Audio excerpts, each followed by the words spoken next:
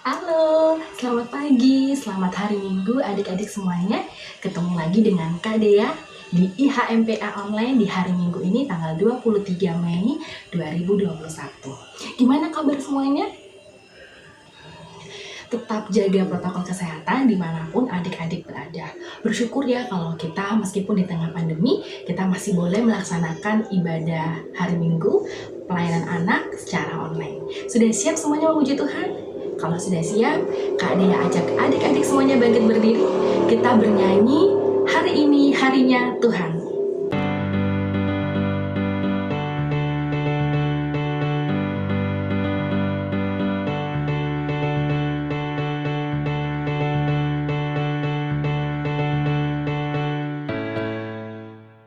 Hari ini harinya Tuhan, harinya Tuhan. Mari kita bersukaria, bersukaria. Hari ini harinya Tuhan, mari kita bersukaria. Hari ini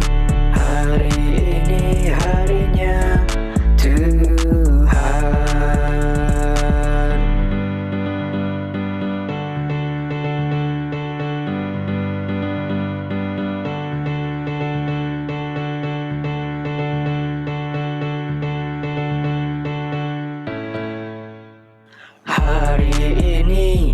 Hari ini harinya Tuhan, harinya Tuhan. Mari kita bersukaria, bersukaria. Hari ini harinya Tuhan, mari kita bersukaria. Hari ini harinya Tuhan. Dengan tetap berdiri, kita bersatu dalam doa, kita berdoa adik-adik ya. Mari kita berdoa. Selamat pagi Tuhan Yesus, terima kasih untuk hari Minggu yang pagi ini, hari Minggu yang cerah. Terima kasih untuk penyertaan Tuhan, untuk setiap kami. Semalam kami sudah boleh istirahat dan kami boleh bangun di hari Minggu ini dengan tubuh yang segar, syukur naik padamu. Tuhan, kami akan memulai IHMPA Online ini. Tuhan berkati dari awal, pertengahan, hingga pada akhirnya.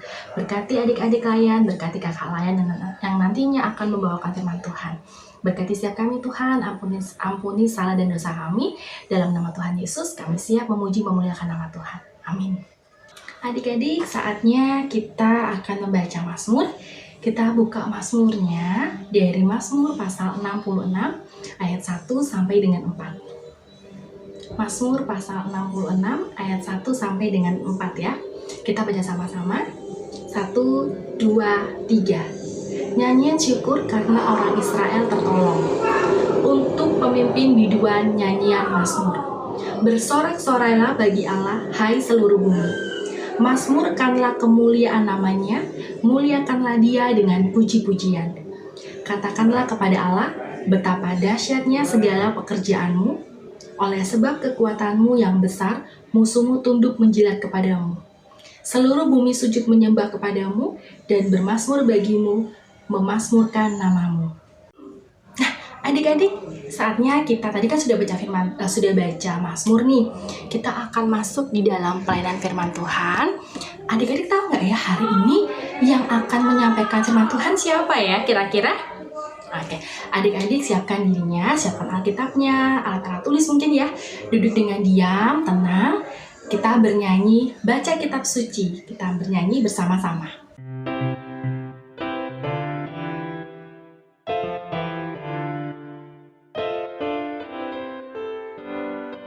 Baca kitab suci, doa tiap hari, doa tiap hari, doa tiap hari.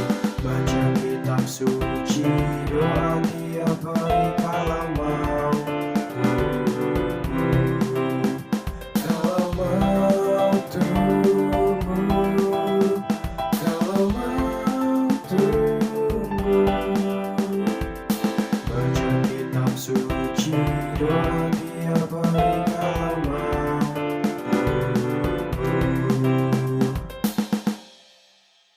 Terima kasih Kak untuk puji-pujiannya.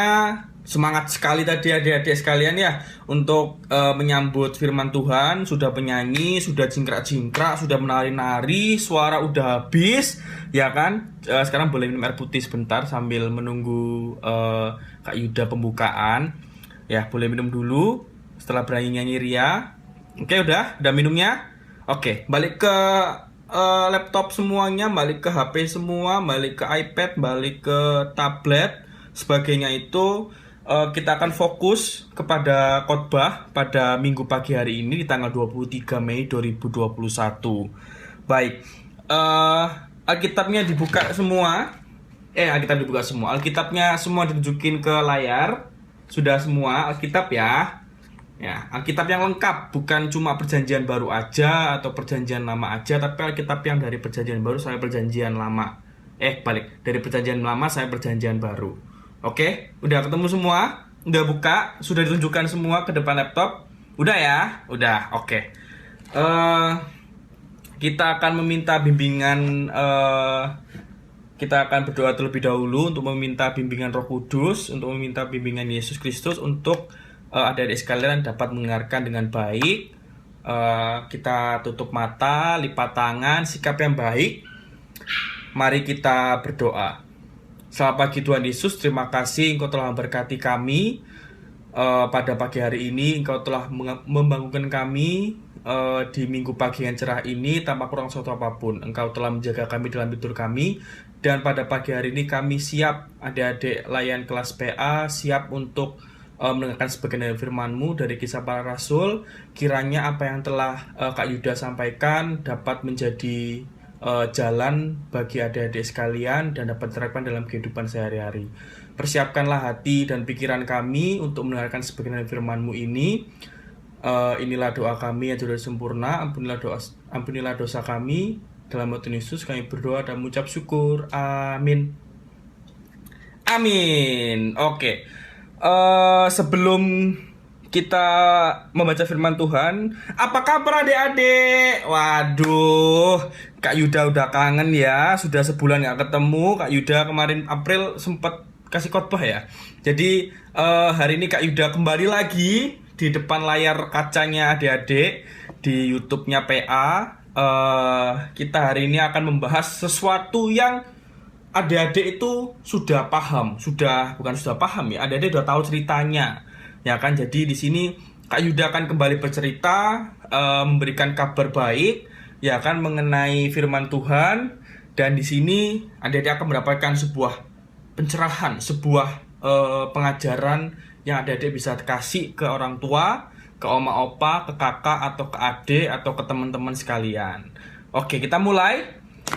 Siapkan Alkitabnya udah kan di tadi depan udah ditunjukin sama Kak Yuda. Kita akan buka dari Kisah Para Rasul pasal 2. Kisah Para Rasul pasal 2 ayat 1 sampai 13 ya. Kisah Para Rasul 2 ayat 1 sampai 13. Kalau ada yang belum tahu Kisah Para Rasul itu di mana, Kak, Kisah Para Rasul di mana sih, atau tanya-tanya ke orang tua, ke om opa atau ke kakak adiknya. Nah, Kisah Para Rasul itu ada di Perjanjian Baru.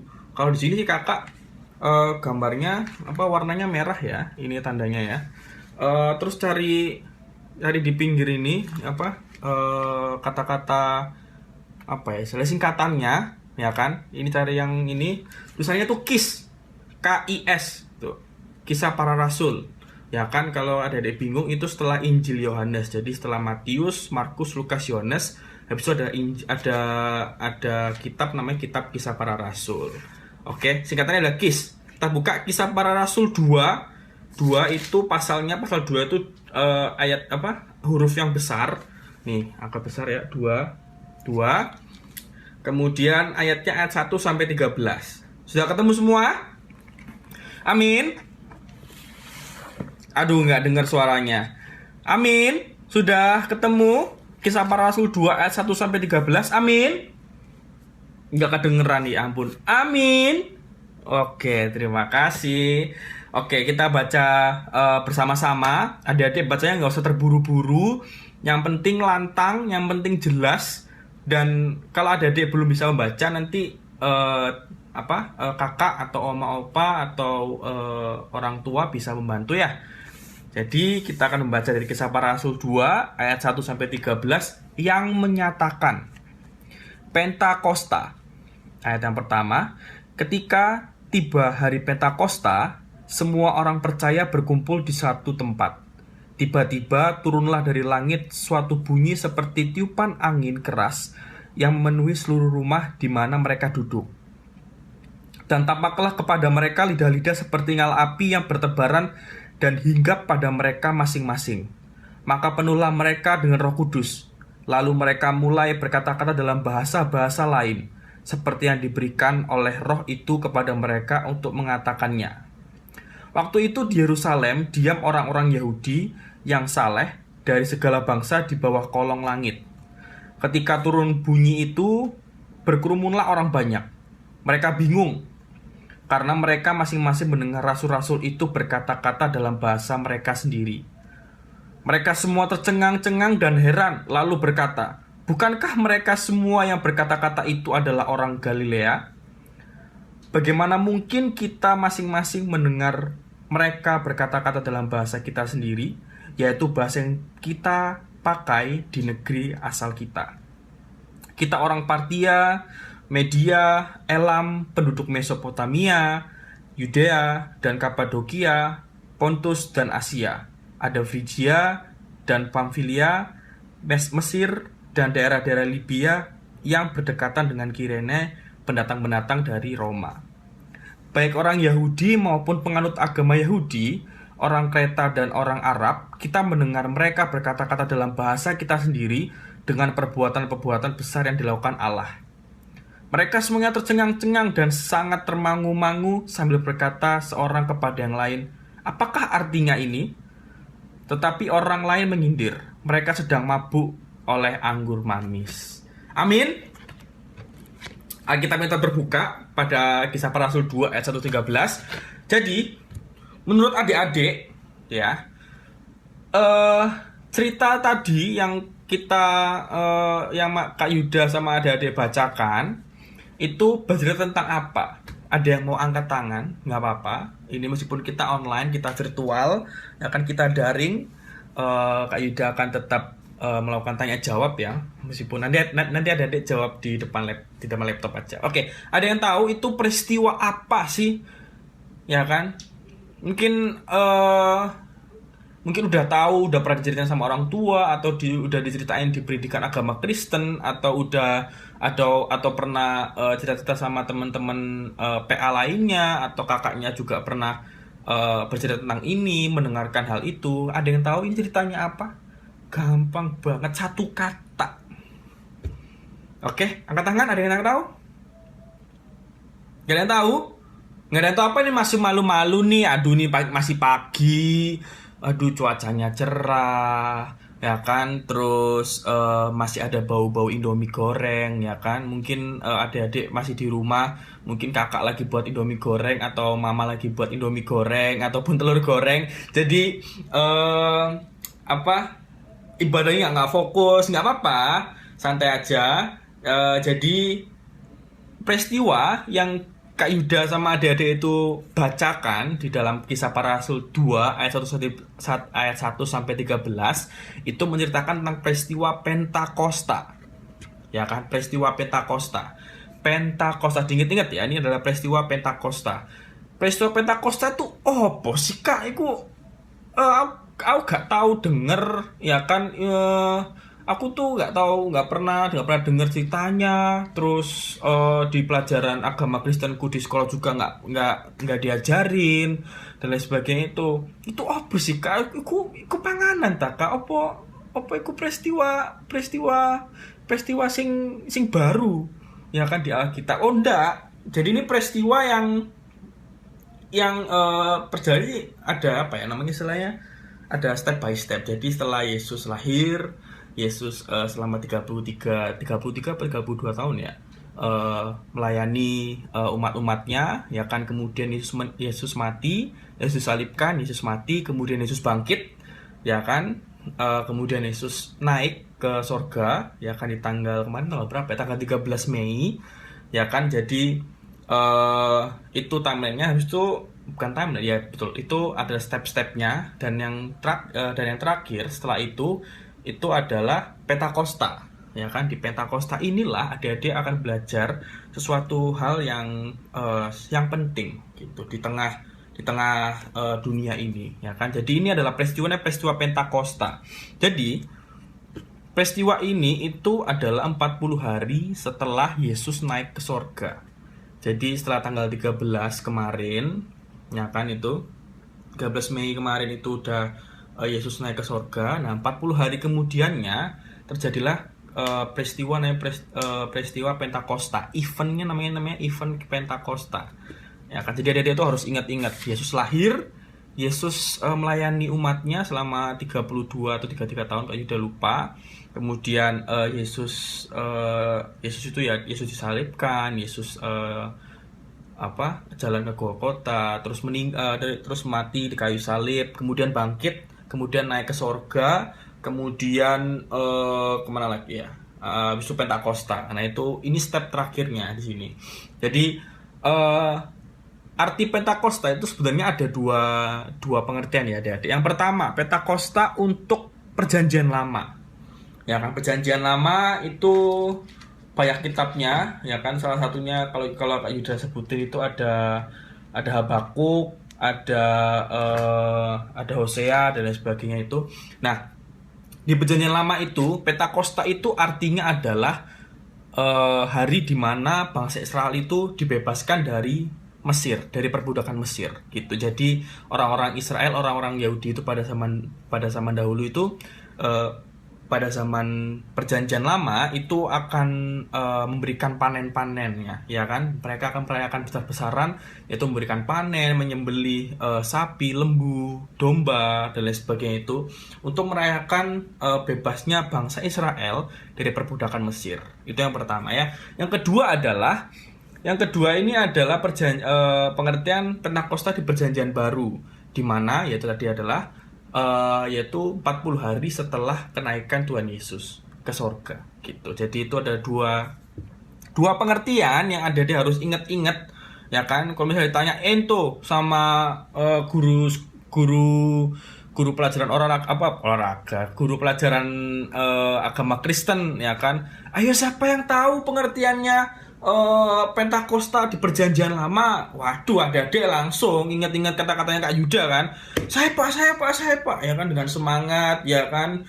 Dengan semangat terus bilang lantang, iya, perjanjian lama itu menganggap Pentakosta itu adalah bangsa Israel keluar dari tanah Mesir, Pak.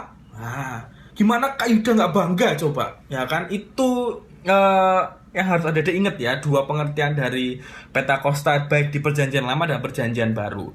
Nah, di sini Pentakosta, peristiwa Pentakosta ini ditandai dengan 4 tanda, ya kan, 4 ciri-ciri, ya kan. Yang pertama, di ayat kedua ada suara tiupan angin keras. Angin keras. Kalau misalnya adik lihat berita terus ada angin keras disertai dengan banjir, nah itu mungkin anginnya seperti itu ya, Kak Yuda mungkin mengartikannya seperti itu. Anginnya keras banget suaranya, ya kan. Nah, itu yang pertama, ya kan, ciri yang pertama. Yang kedua adalah tampaklah di ayat ketiga, ada lihat ya dalam kitab. Yang kedua adalah tampaklah kepada mereka lidah-lidah seperti nyala api yang bertebaran, ya kan. Jadi ada lidah-lidah api yang dari sorga, ya kan. Nah, lidah-lidah api itu bukan kebakaran ya, adik-adik, itu ada Roh Kudus gitu. Jadi Roh Kudus itu banyak bentuknya, banyak diartikan itu wujudnya itu banyak. Jadi ada orang yang merpati. Kalau adik tahu Yesus dibaptis di Sungai Yordan, ya kan. Terus yang baptis itulah Yohanes Pembaptis. Itu Kak Yuda cross check ya kalau misalnya salah Yesus dibaptis di mana. Nah, itu Yesus pas dibaptis oleh Yohanes Pembaptis, langsung ada Roh Kudus. Roh Kudus itu dalam bentuk merpati dengan membawa bunga zaitun kalau nggak salah, membawa dahan zaitun kalau nggak salah. Jadi bunganya burungnya itu burung merpati putih dan itu langsung ada di atasnya Tuhan Yesus gitu. Jadi wujudnya itu banyak macam-macam. Ya kan? Dan di sini di dalam peristiwa Pentakosta, wujud Roh Kudus itu ada lidah-lidah api yang menyala-nyala. Itu lidah apinya itu ya kayak lidah ya. Jadi kayak berkibar-kibar gini. Jadi gini. Ya gini, nah ya gitu. Ini bayangin ini lidah api ya, gini. Jadi menyala merah gitu, merah terang dan nggak panas gitu. Jadi kayak mereka terberkati gitu, mereka dipilih oleh Tuhan gitu loh melalui Roh Kudus, ya kan? Yang kedua, yang ketiga adalah penuhlah mereka dengan Roh Kudus, ya kan? Ayo ngentek dulu bentar. Yang ketiga adalah Roh Kudus itu turun dan memenuhi mereka. Memenuhi itu bukan dalam artian itu kan lidah-lidah api kan ya. Ya kan itu kan lidah-lidah api kan panas kan. Jadi penuhnya itu penuh kebakaran ya. Satu orang murid Yesus itu kebakarannya. Oh enggak. Bukan kebakaran adik-adik, ya kan? Malah ya bukan kebakaran ya, meskipun lidah-lidah api itu enggak trik Yuda bilang enggak panas, ya kan? Dia emang menyala terang gitu, tapi dipenuhinya itu dalam artian itu mereka itu bisa berbahasa roh, ya kan, mereka itu bisa ada timbul keberanian untuk memberitakan firman Tuhan gitu ya. Terus itu sudah yang tiga ya. Yang keempat adalah bisa berbahasa roh. Nah ini yang Kak Yuda yang Kak Yuda tadi bilang di awal, ya kan, bahasa roh. Waduh, bahasa roh ini suatu hal yang yang orang-orang Kristen itu ada bisa yang mendapatkan, ya kan, ada yang belum tentu mendapatkan, ya kan, karena beberapa hal atau juga ada beberapa ajaran agama Kristen yang menganut bahasa roh, dan tapi juga ada beberapa yang tidak. Nah di sini bahasa roh itu dalam artian itu adalah berbahasa bahasa asli mereka, di mana mereka dilahirkan. Contohnya Kak Yuda ini lahir di Jawa Tengah, ya kan, ya udah Kak Yuda ada lidah-lidah api di atas, ya udah Kak Yuda berbicara bahasa Jawa alus. Kalau adik-adik itu adalah orang Medan ataupun orang Madura atau orang apapun itu di suku-suku Indonesia, ya adik-adik akan berbicara sesuai dengan adik-adik itu di mana dilahirkan.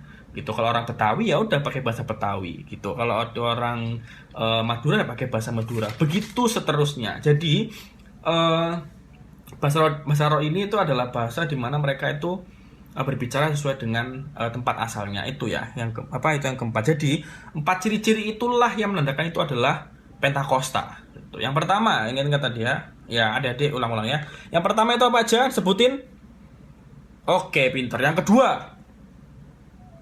Oke, sip, mantap. Yang ketiga. Oke, bener. Yang keempat. Ya, sip. Itu baru anak-anaknya Kak Yuda. Oke, lanjut. Nah, dari 4 peristiwa itu Kak Yuda bisa, ya ini benernya ada bahasa Latin, bahasa Ibrani yang adik-adik harus pahami ya, tapi Kak Yuda nggak kasih deh karena adik-adik belum siap untuk menerima bahasa rohani, bahasa luar, ya kan, Ibrani susah. Jangan jadi di sini itu oke. Jadi api-api tadi yang ada di atas kepala para rasul-rasul itu berarti menyucikan rasul-rasul tersebut, ya kan. Kalian tahu pada saat Yesus itu naik ke sorga, waduh, rasul-rasul itu pada ketakutan, pada nggak pede, pada galau, pada ya kan mental breakdown, ya kan, ditinggal sama Tuhan Yesus ke sorga. Jadi ya kan, sebagai penggantinya, sebagai penyemangatnya, sebagai orang yang memberkati, ya kan, Yesus itu memberikan Roh Kudus, ya kan, untuk menemani para rasul itu menjalani hidupnya masing-masing gitu, ya kan, masing-masing maupun bersama-sama ya, satu geng, ya kan, satu kelompok gitu. Jadi diberikanlah itu, dan itu disucikan karena apa? Karena pada saat Yesus itu ada di mungkin pada Yesus itu menjalani Via Dolorosa, ya kan, mungkin mereka banyak mengalami dosa dan lain sebagainya, mereka merasa bersalah dan lain sebagainya. Itu makanya di sini lidah api itu tugasnya untuk menyucikan mereka, ya kan, untuk menyucikan, menguduskan, ya kan, dan itu dipenuhi dengan Roh Kudus yang menunjukkan bahwa hidup mereka itu akan berubah setelah mendapatkan Roh Kudus itu, ya kan. Jadi hidupnya itu tidak flat, ya kan. Kalau misalnya ada tahu iklannya Citato, life is never flat, ya kan, ya hidupnya nggak akan flat gitu, ya kan. Hidupnya masih penuh banyak cobaan, ada banyak happy-nya juga, jadi bermacam-macam dan pasti akan dibimbing oleh Roh Kudus itu. Yang kedua, para Roh Kudus penuh dengan kuasa Roh Kudus, ya kan, yang tadi penuh, ya kan, bisa berbahasa itu. Nah, ini artinya adalah murid-murid itu berani, ya kan, be brave, ya kan, berani untuk memberitakan Injilnya. N-nya besar, Injilnya yaitu mengarah kepada Tuhan Yesus, untuk menyebarkan itu ke seluruh bumi, ya kan. Bumi kan luas kan, nggak mungkin dong cuma satu orang aja yang akan menyebarkan. Ada 12 orang dan nanti akan tambah orang-orang lain, ya kan, yang membantu menyebarkan Injil. Ada Paulus, ada Kak Yuda lupa lagi, banyak lah. Jadi itulah yang tujuan Yesus untuk memberikan Roh Kudus, memberikan lidah api itu adalah untuk memberanikan orang-orang itu, ya kan, orang-orang ini, rasul itu, untuk menyebarkan firman Tuhan agar apa? Agar para umatnya terselamatkan, ya kan. Bukan Yesus aja yang selamat dari para cengkraman maut, tapi jemaat-jemaatnya, umat-umatnya gitu, percaya kepada Yesus dan masuk ke surga begitu. Yang ketiga, kerja kuasa Roh Kudus itu melalui bahasa roh. Kenapa kok bahasa roh? Kenapa kok nggak bahasa Indonesia sih, Kak Yud? Kenapa kok nggak bahasa Inggris? Bahasa Inggris kan itu ya, bahasa internasional, bahasa yang harus dikuasai. Apa nggak bahasa Mandarin? Apa nggak bahasa Prancis, ya kan? Apa nggak bahasa ya, kenapa kok harus bahasa roh gitu, ya kan. Ini ada alasan. Bentar, Kak Yuda nyontek ya. Nah, ya apa ya, sebentar. Jadi bahasa roh ini dimengerti dan dimampukan. Nah, gini. Jadi kerja Roh Kudus melalui bahasa roh itu tidak secara langsung mau mengatakan dengan tegas bahwa Injil itu diberitakan kepada semua orang tanpa terkecuali. Semua orang berhak mendengar dan menerima Injil Kristus. Jadi intinya siapapun orangnya, siapapun maupun itu orang itu ganteng, wayu, ya kan, baik, jahat, miskin, kaya, ya kan, terus tinggi, pendek, gendut, kurus, siapapun itu, semuanya itu semua mendapatkan Injil Kristus, tidak terkecuali gitu, ya kan. Makanya kenapa kok ada bahasa roh, ya kan. Kenapa kok orang-orang rasul-rasul itu bisa berbahasa asli mereka? Karena dengan mereka berbahasa asli mereka akan menyampaikan Injilnya itu melalui bahasa yang mereka bahasa yang mereka udah kuasai dahulu. Itu biar orang-orang tuh paham gitu loh. Jadi biar tersampaikan Injilnya. Makanya kenapa di dalam Alkitab, ya Alkitab kita, Alkitab Indonesia, buatan Lembaga Alkitab Indonesia LAI, ya kan, Alkitab ini diterjemahkan oleh LAI ini, Lembaga Alkitab Indonesia, ke dalam bahasa diartikan berbagai macam bahasa di Indonesia. Ada yang bahasa Batak kalau nggak salah, ada yang bahasa Jawa, ada yang bahasa, mungkin ada bahasa Ambon ya, nggak ngerti kayak Kak Yuda ya. Ada juga bahasa Inggris di sini, ya kan, mungkin ada bahasa Mandarin dan lain sebagainya. Nah itulah yang dimasukkan oleh bahasa roh gitu, ya kan. Jadi orang-orang itu bisa memahami siapapun itu, ya kan, siapapun itu, oke, siapapun itu, semua orang itu bisa memahami itu tanpa terkecuali. Orang tua kalian bisa memahami, adik-adik juga bisa memahami, Kak Yuda bisa memahami, ya kan. Mungkin ada Alkitab yang khusus untuk orang buta huruf, atau mungkin ya ya mungkin ada orang yang nggak bisa apa, yang buta ya kan, dia pakai huruf huruf braille itu yang diraba-raba itu. Nah itu mungkin itu adalah salah satu cara bahasa roh ya kan, orang-orang yang mengartikan Alkitab itu mendapatkan pencurahan gitu, agar bisa orang-orang itu bisa paham, maupun orang itu aduh baik wis paham gitu loh ya kan. Itu yang Roh Kudus mau jelasin ya kan. Terus yang keempat, yang terakhir, sebagai sikap orang terhadap karya kuasa Roh Kudus, ya kan? Nah, di sini Kak Yuda dapat menjelaskan. Jadi kan adik-adik tadi dibahas di ayat 12. Di ayat 12 sama 13 itu ada beberapa orang yang ngomong, yang ngejek ke rasul-rasul. Waduh, iki ngomong apa to wong-wong iki yo? Ya kan, kalau orang Jawa ngomong iki, wong iki ngomongnya apa kok mencela-mencele kayak mantra gini, ngomongnya nggak jelas. Nah, iku maksudnya. Nah, itulah yang menjadi suatu jegalan, istilahnya, suatu tantangan gitu. Kok sampai jadi adik-adik kalau memberitakan Injil, memberitakan berita Yesus Kristus itu tidak semudah itu gitu. Ya kan, pasti susah, tantangannya oke ya kan. Nggak cuma kayak aduh orang ini nggak bisa baca, orang ini nggak bisa baca, ya udah dia kasih ke Alkitab, nggak segampang itu gitu. Bahkan mungkin ada orang yang kolot, nggak percaya kepada Yesus Kristus. Aduh, Tuhanmu lu nggak ada, Tuhanmu itu lu anaknya jadi 3, kadang-kadang ada kayak gitu ya kan, orang yang di luar Kristen. Terus ada yang mungkin nggak paham, terus ngejek-ngejek dan sebagainya. Nah itu tantangannya adik-adik untuk mengharumkan nama Tuhan Yesus, atau bahkan bisa adik-adik itu bisa menarik kembali orang-orang yang tersesat ke dalam Yesus Kristus. Gampang aja, cuma berikan kasih ya kan. Misalnya kan kita kan ada hukum kasih kan. Nah itu pakai aja di kehidupannya adik-adik ya kan, hukum kasih, kemudian hukum Taurat 10 perintah Allah ya dan lain sebagainya, itu pergunakanlah dalam hidupnya adik-adik.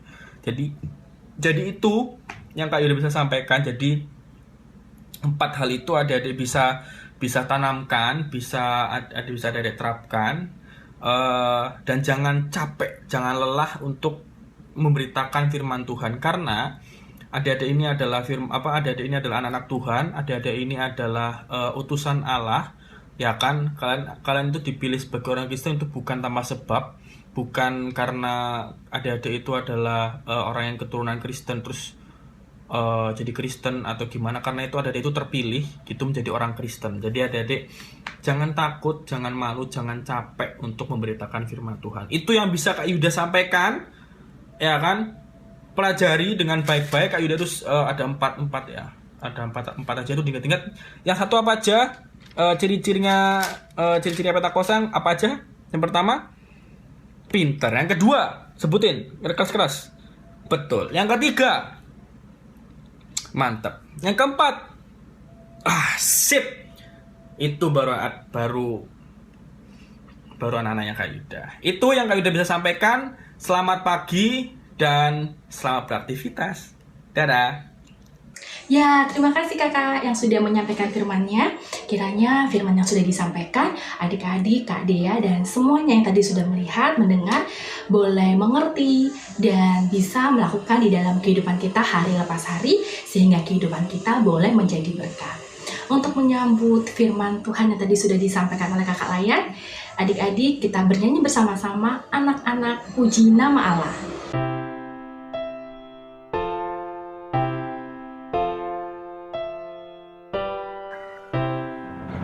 Anak-anak puji nama Allah, agunglah kasih-Nya. Anak-anak puji nama Allah, agunglah kasih-Nya. Adik-adik, kita saatnya akan memberikan persembahan. persembahan yang sudah disiapkan ditaruh di tangan kanan, nanti dimasukkan di amplop boleh, nanti bisa minta tolong papa mamanya untuk dikasih di gereja atau bisa melalui kakak layan ya. Kita bernyanyi untuk persembahan kita bernyanyi Aku Bawa dan Berikan.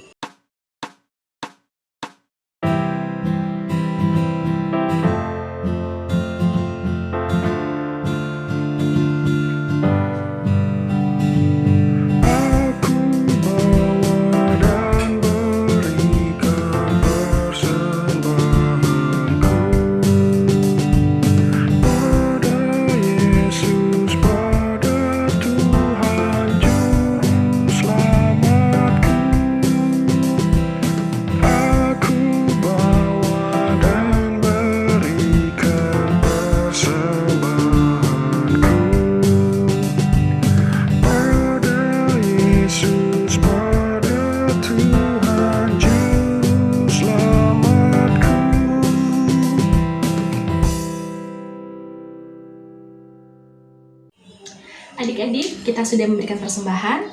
Kak Dea ajak adik-adik bangkit berdiri. Kita berdoa untuk persembahan kita berdoa ya. Lipat tangan, tutup mata, kita berdoa. Tuhan Yesus, terima kasih untuk hari Minggu ini. Kami tadi sudah boleh membaca firman Tuhan, kami boleh merenungkan firman Tuhan. Berkati supaya kami boleh menjadi berkat dimanapun kami berada. Dan Tuhan, kami juga sudah memberikan persembahan. Kiranya persembahan yang sudah kami berikan ini berkenan di hadapan-Mu, boleh dipakai untuk pelayanan kami di tengah-tengah GPIB Cahaya Anugerah. Tuhan berkati mereka yang mengelola persembahan ini, biar kiranya boleh mengelola dengan baik dan benar dan takut akan Tuhan. Berkati kedua orang tua kami yang sudah memberikan persembahan, melalui orang tua kami lah, kami boleh memberikan persembahan. Engkau berkati orang tua kami dalam pekerjaan mereka, dalam kehidupan mereka hari lepas hari. Terima kasih Tuhan, dalam nama Tuhan Yesus kami sudah berdoa dan mengucap syukur. Amin. Adik-adik, sudah terasa kita sudah berada di penghujung IHMP online kali ini. Kiranya kita bisa ketemu lagi di IHMPA selanjutnya, pastinya dengan kakak-kakak lain yang lainnya, gitu ya. Nah adik-adik, Kak Dea ajak kita semua bangkit berdiri, kita bernyanyi Yesus Berpesan.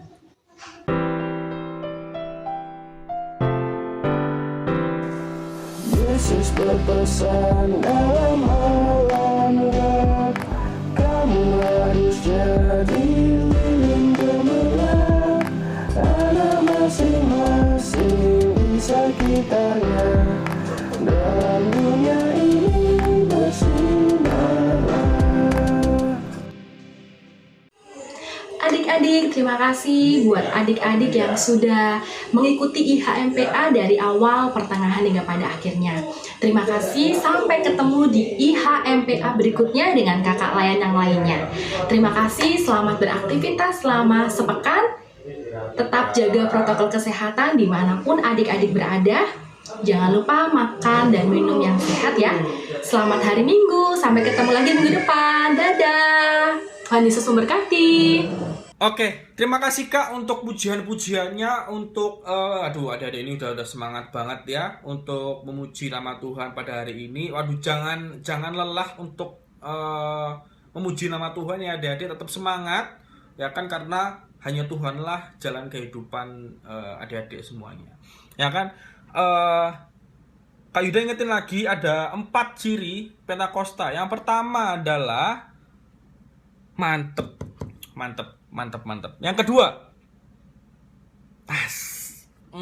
ciamik. Yang ketiga, amboy, 100. Yang keempat, gila, hebat. Adik-adik hebat, udah menghafalkan 4 ciri-ciri dari Pentakosta. Itu disimpan, diingat-ingat dalam kepala, jangan di luar kepala, ya kan, karena kata dosen yang Kak Yuda sih, kalau diingat-ingat ya di dalam kepala, bukan di luar kepala gitu. Jadi ada ingat-ingat dalam kepala, sebarkan ke teman-teman semuanya, ke orang tua mungkin yang masih belum tahu atau gimana ya kan, papa mama ya, sama papa mama ya, om tante, oma opa, kakak adik, itu sebarkan semua. Oke, karena kita mau pulang, Kak Yuda akan memimpin doa pulang. beserta dengan mungkin adik-adik ada yang mau UAS ya, UAS banyak tugas mungkin ya, UAS tugas, kemudian ini sekarang doa syafaat, terus orang sakit ya kan, Indonesia sama gereja-gereja ya gitu, ada 4 ya. Nanti Kak Yuda akan doakan semuanya gitu ya. Oke, tutup mata, lipat tangan, sikap yang baik. Mari kita berdoa. Selamat pagi Tuhan Yesus, terima kasih untuk memberkati kami hingga akhir dari HMPA ini. Kami adik-adik layan PA sudah belajar tentang Pentakosta yang telah disampaikan oleh Kak Yuda. Kiranya apa yang Kak Yuda sampaikan dapat tertanam dengan baik dan dapat dilaksanakan dengan baik oleh adik-adik. Dan Kak Yuda dan teman-teman dan adik-adik layan ingin berdoa untuk negara Indonesia kami yang tercinta ini agar tetap maju, segala masalah dapat dikerjakan dengan baik. Kemudian untuk orang-orang sakit, baik di rumah sakit maupun di rumah, kiranya mereka dapat sembuh, makanan, obat-obatan dan minuman yang mereka konsumsi dapat menyelesaikan penyakit mereka dan dapat melaksanakan aktivitas dengan baik seperti biasa. Kemudian untuk gereja-gereja, khususnya adalah gereja GBB Cahaya Nugrah ya MPA, Pekat PA, agar berjalan maju terus tanpa kurang suatu apapun, selalu diberkati Tuhan. Adik-adiknya juga makin top, berprestasi di sekolah maupun di dalam gereja. Itulah yang kami dapat doakan, dan di sini kami mau melaksanakan aktivitas kami pada hari Minggu ini selanjutnya setelah HMPA. Kiranya Engkau selalu berkati kami di dalam lindungan-Mu, karena segala aktivitas yang kami lakukan itu hanya untuk memuji nama-Mu. Inilah doa kami yang jauh dari sempurna. Ampuni dosa kami ya Tuhan, dalam nama Tuhan Yesus kami berdoa dan bersyukur. Bapa, terima kasih. Bapa, terima kasih. Bapa, terima kasih. Bapa di dalam surga, syukur, terima kasih. Amin. 1, 2, 3. Sekolah minggu selesai, mari kita pulang. Bye bye. Tuhan memberkati. Dadah. Sampai jumpa di minggu depan. Love you. Sangeo. Dadah.